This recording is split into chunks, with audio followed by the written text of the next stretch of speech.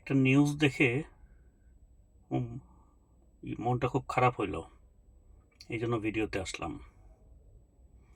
এটা শিশির মনিরের একটা পোস্ট। তো উনি যেটা লেখছে যে গুম করে আইন আইন শৃঙ্খলা বাহিনী, আবার তদন্তও করবে তারাই, ব্র্যাকেটে লেখছে পুলিশ। এই ধরনের আইনের কোনো দরকার নাই, দয়া করে জাতির সাথে এই উপহাস বন্ধ করুন।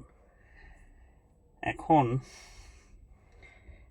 যদি এই ধরনের আইন করতে হয়, তাহলে এই এত এত বাচ্চারা, এত মানুষ মারা যে কি লাভ হইল? এই যে 17 বছর যে গুম খুন হইল,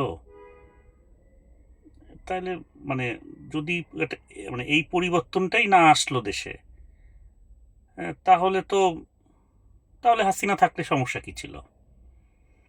আপনার গুম খুনের আইনগুলো আপনি বাদ করে দিলেন। মানে হইলটা কি? কি কি করতেছেনটা কি? মানে নিজের ভালো তো পাগলও বুঝে। আপনি তো কালকে ক্ষমতায় নাও থাকতে পারেন, ক্ষমতা তো চিরস্থায়ী না। তা আপনি কি করে যাচ্ছেন? অথচ আমাদের এগুলো যদি একটু পরিবর্তন হইতো, হয়তো বা আগামীর বাংলাদেশটা ভালো হতো। আমি গুম খুন ক্রসফায়ারের একজন ভিকটিম। আমাকে যখন 1/11-এর সময় আপনার ডিজিএফআই কে দিয়ে আওয়ামী লীগের এক এক নেতা শেখ হাসিনার ফুফাতো ভাই, উনি যখন ডিজিএফআই কে দিয়ে র্যাবের মাধ্যমে আমাকে গ্রেপ্তার করায়, তা আমাকে যখন গ্রেপ্তার করায় তখন আমার আমার সাথে আমার আমার দুই হাত পাশে আমার যে বন্ধু দাঁড়ায় ছিল, সে অনেক ধস্তাধস্তি করে। তো করলে তখন তাকে গুলি করে, আমার চোখের সামনে তাকে গুলি করে মেরে লাশটা নদীতে ফেলে দেয়। এবং আমার জীবনের সবচেয়ে সবচেয়ে ভালো বন্ধু, আমার সবচেয়ে আপন বন্ধু, তাকে আমি সহ ধরে নিয়ে যায়। এবং আমাকে একটা একটা পরিস্থিতিতে, আর্মিতে বড় বড় আত্মীয় স্বজন থাকার কারণে, অনেক বড় বড় জায়গা থেকে তদবির হওয়ার কারণে আমাকে একমাত্র বিদেশ যাওয়ার শর্তে মুক্তি দেয় পরিবারের জিম্মায়। আমি তখন লন্ডন চলে যাই। কিন্তু আমার এই বন্ধুকে কিন্তু আজ পর্যন্ত দেয় নাই, এবং তার লাশটাও কিন্তু আমরা আর পাইনি। তো আমাকে, আমি যখন ওখানে ছিলাম, আমার আগে ওখানে, তো আমাকে যেই সেলে রাখা হয়েছে সেই সেলেই তারেক রহমান ছিলেন আমার আগে। এবং তার তার আমার পাশের সেলে ওখানে গিয়াসুদ্দিন আল মামুন ছিলেন। তাদেরকেও যেভাবে রাখা হয়েছে আমাকেও সেভাবে রাখা হয়েছে। ইলেকট্রিক শর্ট থেকে শুরু করে যত রকম, এই যে আয়নাঘর তো এখন আবিষ্কার হইলো এই হাসিনা পালানোর পরে। এই আয়নাঘর তো তখন থেকেই ছিল, হয়তোবা এখন আরও অনেক মডিফাই হয়েছিল, কিন্তু আমাদেরকে তো তখনই রাখা হয়েছে।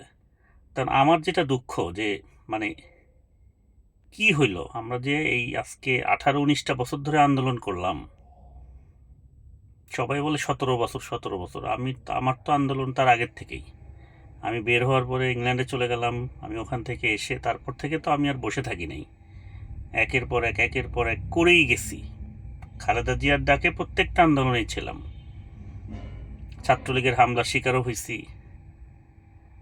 তো এখন তারেক রহমান ভাই, আপনি কি করতেছেন? কোন বুদ্ধিতে? পাগলও তো নিজের ভালো বুঝে। সব কিছু গুছায় সাজায় দিছিলাম আপনার হাতে, একদম সাজানো ছিল সব কিছু। সাম্রাজ্য, রাজত্ব সব সহ আপনার হাতে উঠাই দিছি। জামাতও আপনাকে পছন্দ করে, এনসিপির ছেলেপেলেও আপনাকে তো মেনে নিছে, আমরা সবাই ছিলাম।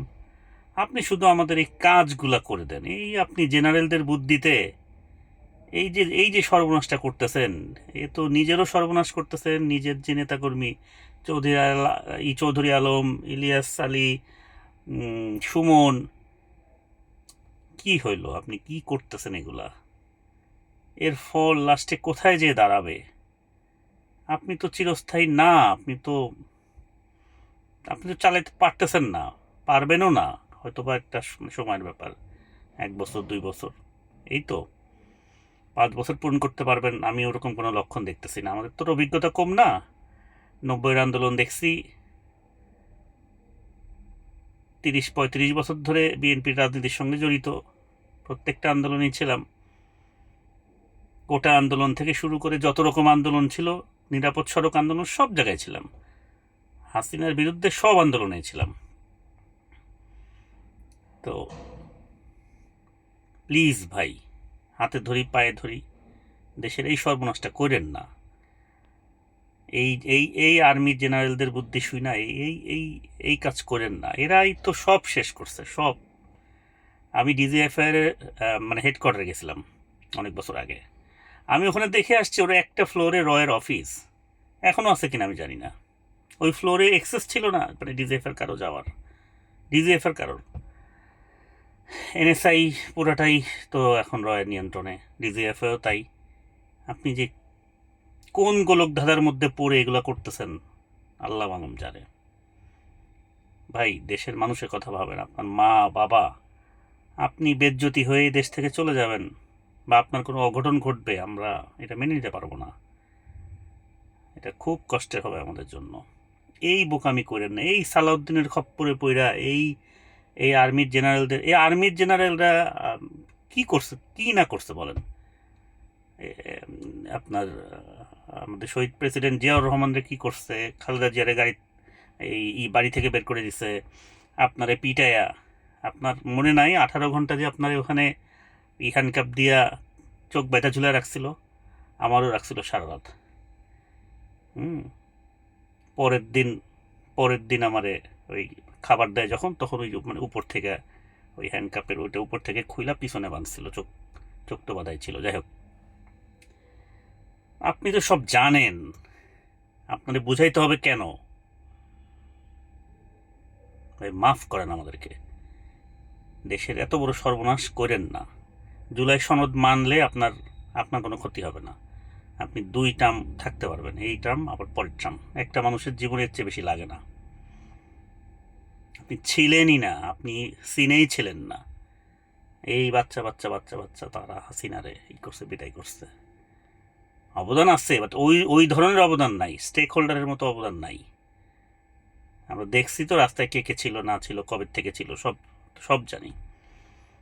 প্লিজ ভাই, প্লিজ। আপনার মায়ের সম্মান দেখছেন না কেমন, জানা যায় কত লোক হয়েছে।